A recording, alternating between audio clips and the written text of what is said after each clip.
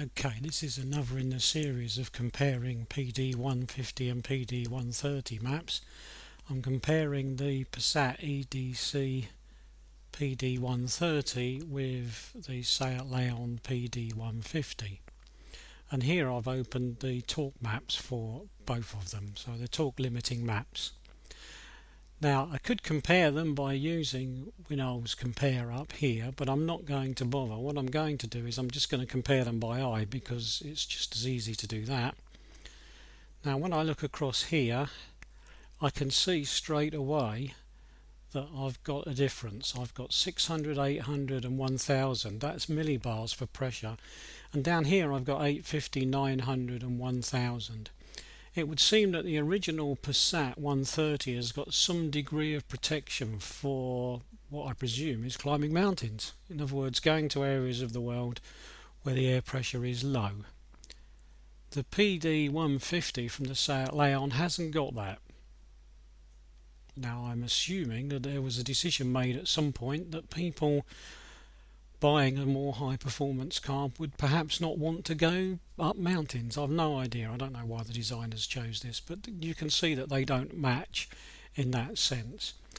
And as before, in many of the maps I've looked at, the revs per minute scale or axis, that does match, so that's okay. So what I'm going to do out of interest is just swap one. So I'm going to swap that PD part from the 150, so I'm going to copy it and I'm going to paste it into the 130 file.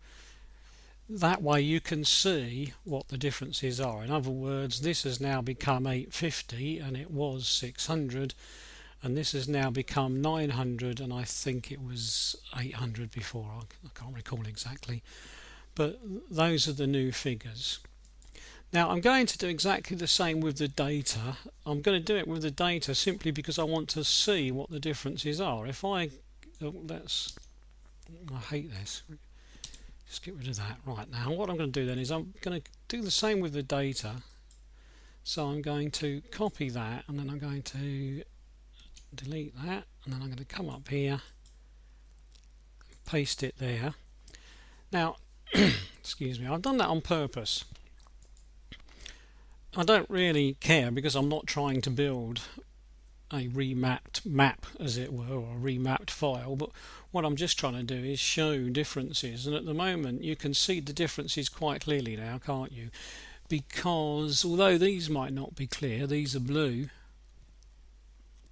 they are reductions from the original.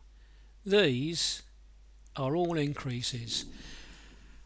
And you can see that what's happened is that whereas I was being restricted to about 52 milligrams of fuel on the last or the original map that was there, that restriction has now been raised to 57.5, 5750 there.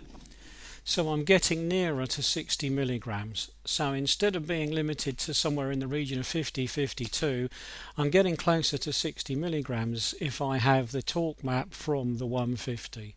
So there's quite a big difference between the two.